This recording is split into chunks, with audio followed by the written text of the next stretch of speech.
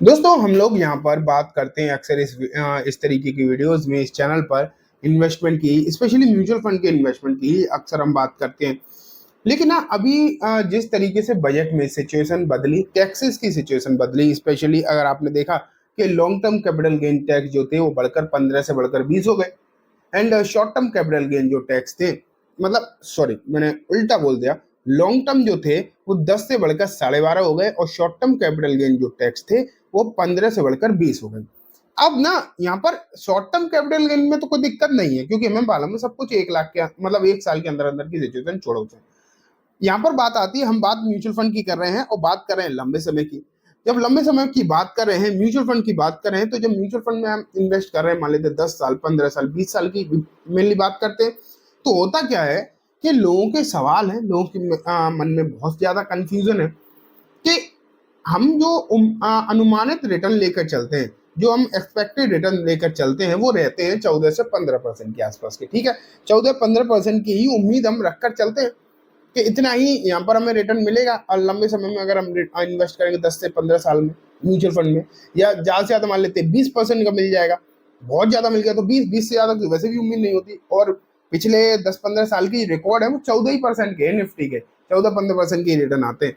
तो लोगों के ये सवाल है, 14-15% तो ठीक है, चलो रिटर्न मिल जाएगा, लेकिन जो सरकार टैक्स ले रही है 10 से बढ़ाकर 12.5 भी कर दिया, तो अगर मान लेते हैं 15% का मतलब रिटर्न हो रहा है, हमें 15% का रिटर्न है, 12.5% सरकार टैक्स के रूप में लेगी, तो हमारे पास क्या बचेगा?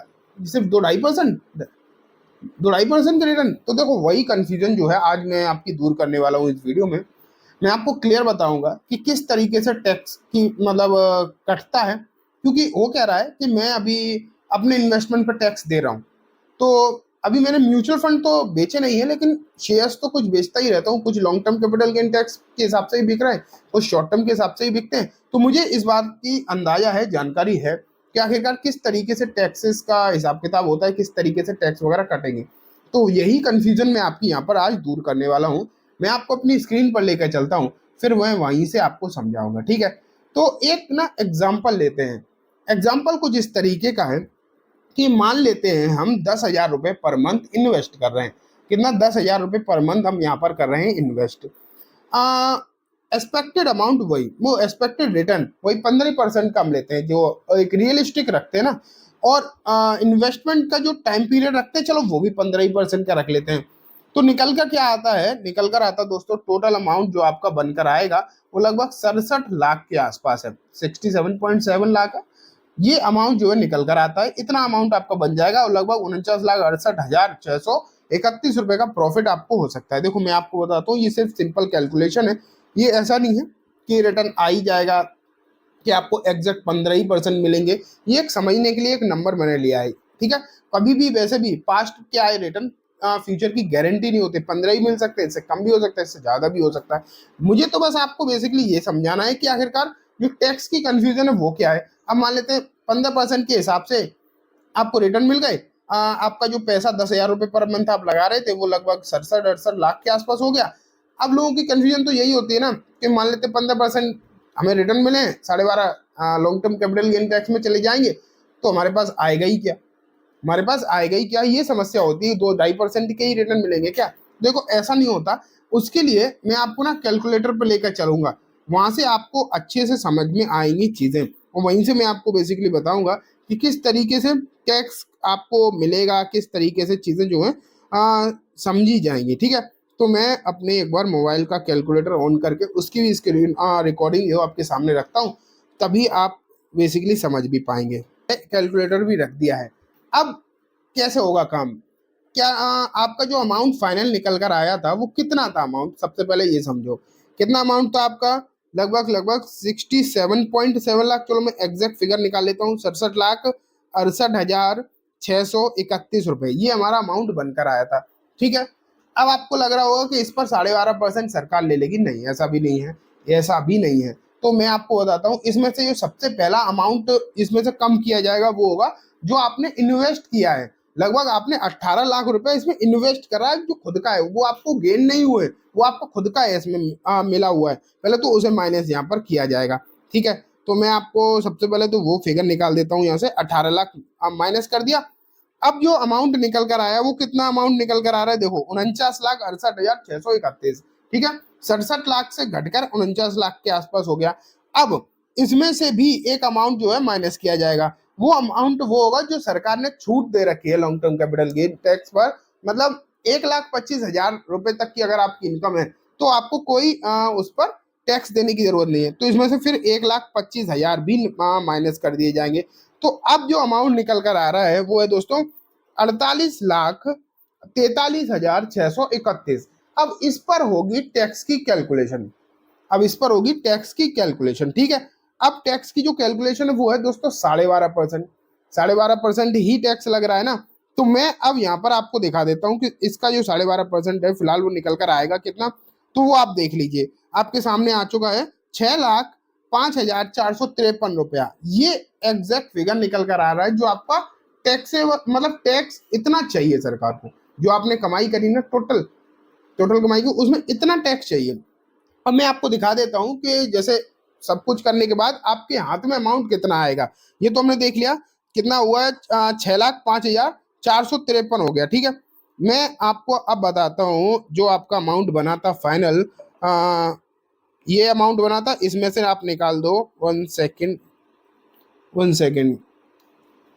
आपका अमाउंट बना था 76, 86, 31। हाँ, ये आ गया। कितना बना था आपका अमाउंट? 6,05,400 कुछ बना था। चलो मैं 400 ही मान लेता हूँ। इतना आपका जो अमाउंट बनकर आया था और वो आप यहाँ पर देख पा रहे हैं। ये देखो, अब आपके हाथ में जो अमाउंट आएगा वो होगा दोस्तों ये जो फाइनल फिगर आप यहाँ पर देख पा रहे हैं, लगभग जो निकल कर आता है 61,63,231 रुपए। ये एक उम्मीद मतलब एक्सपेक्टेड अमाउंट जो है आपको निकल कर आएगा। अब देखो, ये तो मैं यहाँ से बंद कर देता हूँ।